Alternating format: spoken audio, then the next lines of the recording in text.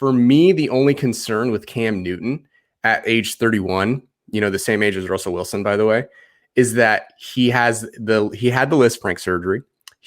That's the most recent injury. That's the one that to me is the most bothersome. Beforehand, his shoulder had actually come around and it was doing just fine. They did an arthroscopic procedure and they with the camera, they went in, they scoped his shoulder and his shoulder looked pristine. He wasn't reporting any symptoms.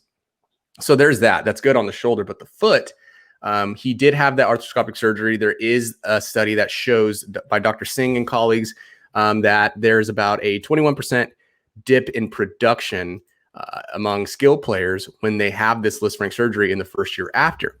So you also add in the fact that the average return to play time for this specific procedure is about 10 months with a standard deviation of 3 months. And that just means that athletes can come back or generally tend to come back between 7 and 13 months.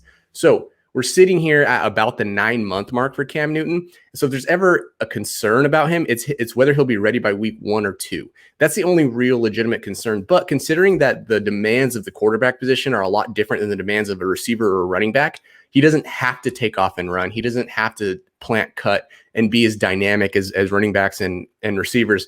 So even though there is that dip in production and he might be a little bit up and down, I don't think that it's going to affect him to the point where he is not successful. We know that the re-rupture rates or refracture rates of those injuries aren't really as high as generally thought we thought before.